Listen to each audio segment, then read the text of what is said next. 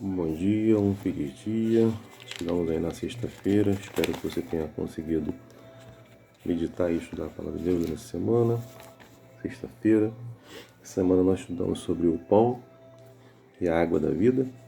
O verso memorizado está lá em Êxodo, capítulo 16, versos 28 a 30, que diz: Então o Senhor disse a Moisés: Até quando vocês se recusarão a guardar os meus mandamentos e as minhas leis? Vejam, o Senhor deu a vocês o sábado, por isso ele no sexto dia dá o alimento para 2 dias. Cada um fique onde está, ninguém saia do seu lugar. No sétimo dia, assim, o povo descansou no sétimo dia. Então nós vimos aqui que Deus deu a provisão, né? Deu maná, né? Pão do céu, né? Para que eles pudessem alimentar e saciar a sua fome.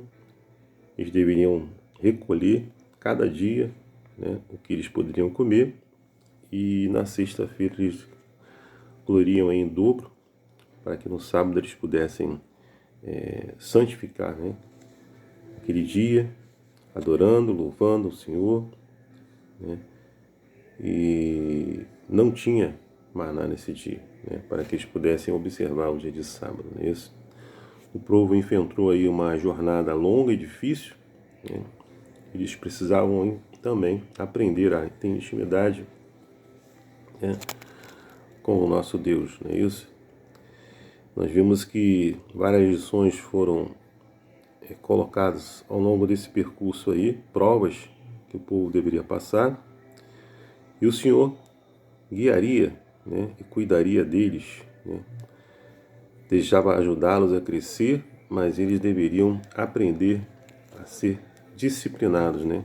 Aprender disciplina, autocontrole, sacrifício, altruísmo, confiança no Senhor e especialmente ser obediente, não é isso? Nós vimos que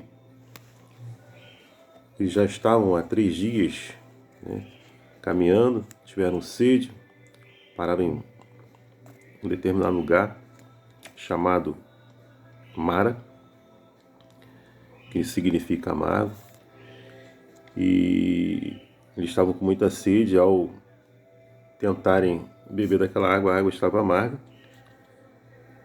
e eles começaram ali a reclamar. Isso aí era o primeiro teste, a primeira prova, né, que eles tinham à frente deles, né, e eles começaram ali a murmurar, a reclamar, mas nós vimos aí que os israelitas estavam com sede, mas, como nós falamos, as águas eram amargas, é isso? Porém, o Senhor transformou, né, pediu para que Moisés colocasse ali um pedaço de madeira, né, e o Senhor transformou aquela água que era amarga em água doce, potável, para que eles pudessem tomar daquela água, né?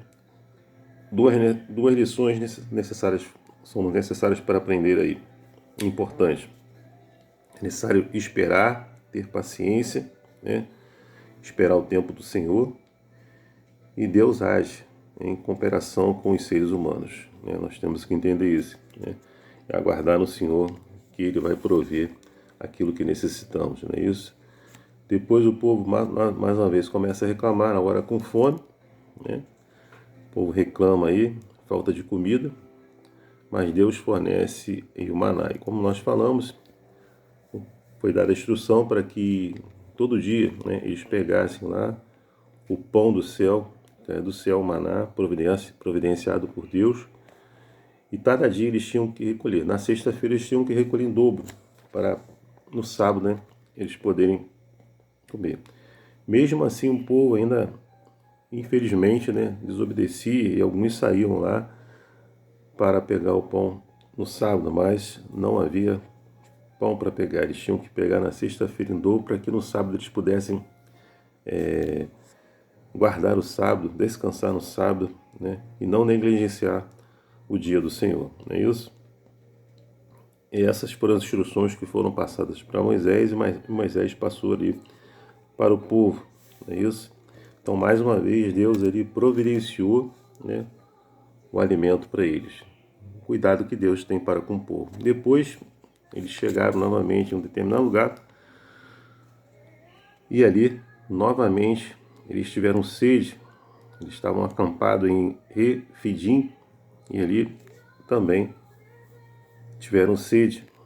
Começaram novamente a reclamar. Lembrando que Deus já tinha provido água para eles lá em Mara, né? Transformar a água, né? A água em amarga, em água doce, para que eles pudessem tomar. E novamente o povo começa a reclamar com sede. O povo deveria ter aprendido, né?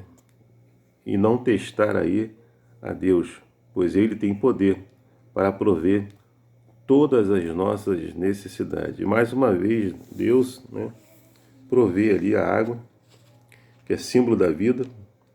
Sem água não há vida, né? Cada célula do nosso corpo precisa de água. A água representa entre 50% e 75% do nosso corpo, dependendo da idade da pessoa aí, né? Então nós vimos aí que Deus mais uma vez providencia isso. Cristo é a fonte da vida, é o doador da vida eterna, né? A rocha sólida. Deus guia o seu povo com fidelidade. Podemos contar com o Senhor, porque Ele jamais deixa de cumprir as suas promessas. E aí chegou Jetro aí com os filhos de Moisés, Gerson e Eliezer. E aí ele tinha ouvido falar das maravilhas, né, como o povo de Israel foi liberto lá do cativeiro egípcio. E aí ele Jetro visita aí os israelitas, aprendeu sobre o verdadeiro Deus e aconselhou Moisés, porque Moisés estava sobrecarregado. Ele estava ali atendendo o povo de um pôr do sol a um outro pôr do sol e sem descanso, e o povo ali em pé esperando, né? Então Jetro falou com ele que não poderia ficar assim, né? Porque isso era muito cansativo para ele. Então ele pediu para que ele nomeasse aí pessoas capazes, que tivessem bom caráter, que pudessem ir, se ele temente a Deus, que pudessem ir liderar grupos de 1.000, de 100, de 50, de 10, né? Para que reduzisse essa carga aí sobre Moisés, né? E ele poderia se concentrar aí nos problemas mais relevantes do povo, né? E o povo poderia servir a ele, a Deus, né? E Moisés aceitou esse conselho sábio aí de Jetro e fez exatamente o que ele tinha falado: nomeou líderes aí para que a sua carga fosse reduzida, né? E o povo também pudesse estar aliviado de ficar tantas horas ali em pé, aguardando aí os conselhos, né, de Moisés ali sobre as situações que aconteciam. E nós vimos aí, como nós falamos, o pão, né, que supriu a necessidade do povo, o pão físico, e a água, né, que também supriu a necessidade física. Mas sabemos que o pão e a água, né, podemos dizer que Cristo é o pão e a água da vida. É o único que pode satisfazer a nossa sede e fome espiritual. Então, se você tiver com fome, né, e sede espiritual, só Jesus pode satisfazer essa sua fome, né? Aqui vemos que Paulo, né, adverte ao povo com os exemplos que aconteceram com o povo de Israel, né? Serve como exemplo e como advertência, né, para aqueles que vivem nos fins dos tempos, para cada um de nós, né? Não devemos cobiçar as coisas mais, não devemos ser idólatras, não é isso? Não devemos praticar imoralidade, não venhamos a testar, a colocar à prova o Senhor, não é isso? E não fiquemos murmurando, né? Isso são situações que aconteceram lá com o povo, né, a caminho da terra prometida de Canaã, e nós não devemos fazer a mesma coisa. Devemos saber que Deus, durante todo o período, Ele veio nos guiando, né, para que o povo pudesse lá chegar na terra prometida, né? Ele proveu o alimento físico, pão e a água, né? E ele também tem um alimento espiritual, né? Porque ele mesmo é o pão e a água, que só ele pode satisfazer a nossa sede espiritual, como nós vimos. Nós vimos que nessa jornada, pouco depois do incidente aí com a água, os israelitas enfrentaram aí uma outra ameaça, né? Eles foram atacados aí por um povo agressivo e guerreiro, os amalequitas. Os amalequitas não desconheciam o caráter de Deus, nem sua soberania, mas em vez de o temerem, ousaram desafiar seu poder. Não haviam sido ofendidos ou ameaçados pelos israelitas. Seu ataque não foi motivado por qualquer provação. Foi por manifestar seu ódio e desconfiança com Deus que procuravam destruir seu povo.